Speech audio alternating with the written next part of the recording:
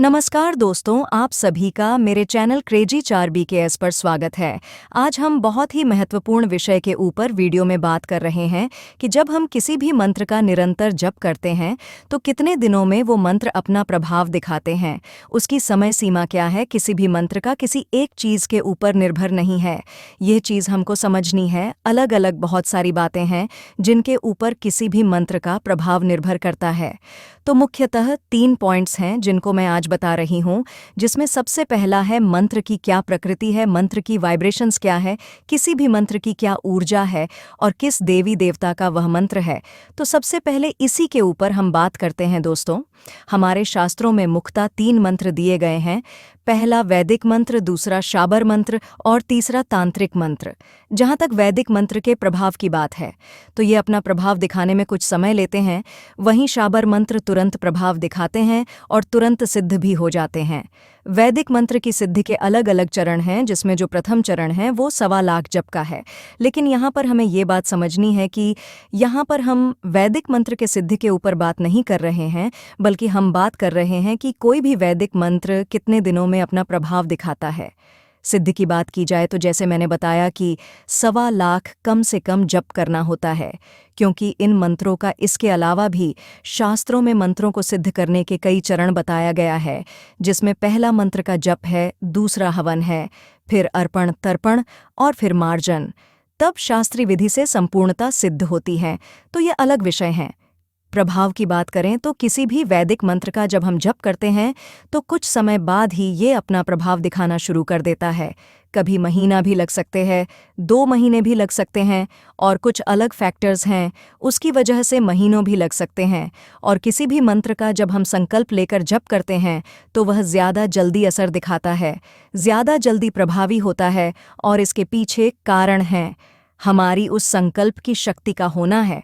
जब हम रोज के जो हमारी दिनचर्या है उसमें भी कभी कोई महत्वपूर्ण कार्य हमारे सामने आता है, कोई कठिन कार्य आता है, तो हम कार्य को करने के लिए मन में ठान लेते हैं या संकल्प ले लेते हैं कि हमें इस काम को इतने दिन तक पूरा करना है और हर हाल में पूरा करना है।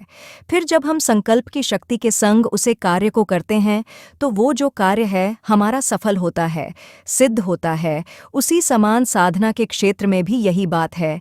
जब हम किसी भी मंत्र का जप उठाते हैं और एक संकल्प लेकर उठाते हैं तो हमारी संपूर्ण शक्ति, हमारी संपूर्ण चेतना उसे मंत्र पर फोकस हो जाती है। और हमारी जो 5 ह्यूमन बॉडी पार्ट्स होती हैं, पहला भौतिक शरीर जिसे फिजिकल बॉडी कहते हैं, दूसरा मेंटल बॉडी जो मानसिक शरीर है, तीसरा इमोशनल बॉडी यानी भावनात्मक शरीर हुआ था, पाचन तंत्र बॉडी यानी ऊर्जा शरीर, और स्पिरिचुअल बॉडी आध्यात्मिक शरीर।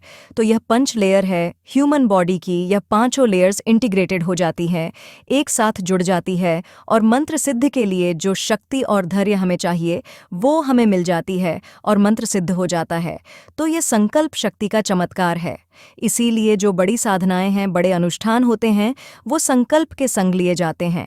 लेकिन इसका मतलब ये नहीं कि बिना संकल्प के आपका मंत्र सिद्ध नहीं होगा। निसंदेह, निश्चित रूप से बिना संकल्प के भी जब हम मंत्र जप करते हैं और एक लंबे समय तक करते रहते हैं तो वो मंत्र जागृत हो जाता है और सिद्ध भी हो जाता है। कई बार साधक को पता नहीं होता। कई बार ऐसे ऐसे साधक हैं जो नियम कायदे नहीं जानते, किसी भी साधना के विधि विधान नहीं जानते, सिर्फ समर्पण जानते हैं। और अपने इष्ट के प्रति श्रद्धा के संग जब वह रोज जप करते हैं, 1 साल हो गया, 2 साल हो गया, तो उन्हें स्वयं भी पता नहीं होता, लेकिन उनका जो मंत्र है वो सिद्ध हो जाता है और उन्हें सिद्धियां प्राप्त हो जाती हैं। भले आपको इस बात का पता नहीं लगता है। इसके अलावा जो मंत्र के देवी देवता होते हैं उस पर भी निर्भर करता है। माँ दुर्गा है, भैरव जी, हनुमान जी हैं। इनके मंत्र जल्दी सिद्ध होते हैं और जल्दी प्रभाव दिखाते हैं। शाबर मंत्र की अगर हम बात करें तो वैदिक मंत्रों की तुलना में शाबर मंत्र जल्दी सिद्ध होते हैं, जल्दी प्रभाव देते हैं।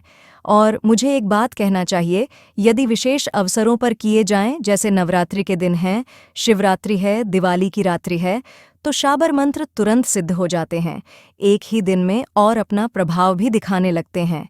तो इसीलिए कोई बहुत बड़ी निकट समस्या होती है जिसका तुरंत निवारण चाहिए होता है तो शाबर मंत्र का जाप बहुत लाभप्रद होता है।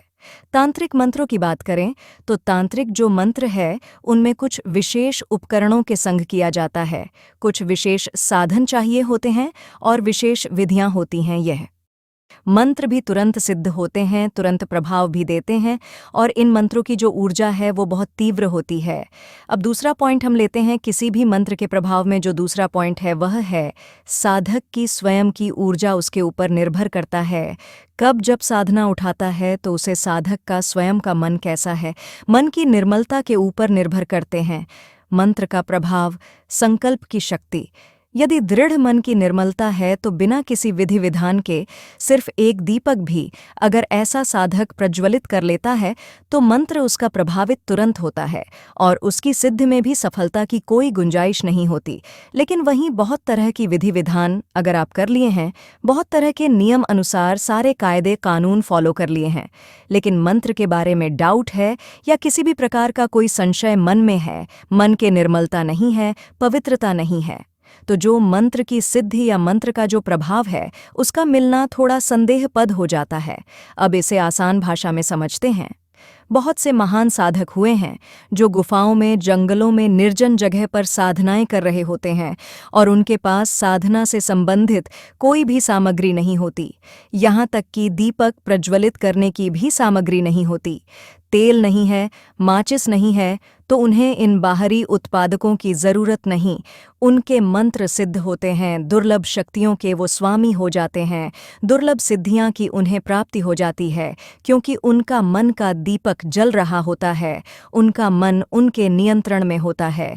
इसीलिए मैं कई बार अपनी वीडियो में ये आपको हमेशा कहती हूँ कि विधि विधान जरूरी है, लेकिन विधि विधान से ऊपर उठकर भाव से, जब हम अपने आप को सच्चे भाव से जोड़ते हैं और अपना मन निर्मल रखते हैं तो मंत्र का प्रभाव भी होता है, साधना में सिद्धि भी मिलती है।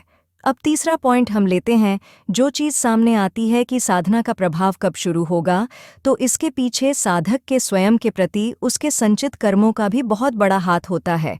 जो भी व्यक्ति साधना कर रहा है उसके संचित कर्म होते हैं, अलग अलग अपने अपने प्रारब्ध होते हैं। तो कई बार जब साधक साधना कर रहा होता है तो प्रत्यक्ष रूप से मंत्र का प्रभाव नजर नहीं आता, वही उसके परेशानियों चल रही है। वो जब भी कर रहे हैं तो उसके मन में कहीं ना कहीं ये भाव आता है कि भाई मुझे सफलता नहीं मिल रही है, मेरा मंत्र जब सफल नहीं हो रहा है, या मेरे भगवान मुझसे खुश नहीं हो रहे हैं। लेकिन ऐसी बात नहीं है। आपका मंत्र जब भी सफल हो रहा है दोस्तों, आपके ईश्वर भी, आपके जो भगवान हैं, जिम आपकी अटूट रास्ता है, वो भी आपको देख रहे हैं, सुन रहे हैं, आपकी मदद कर रहे हैं।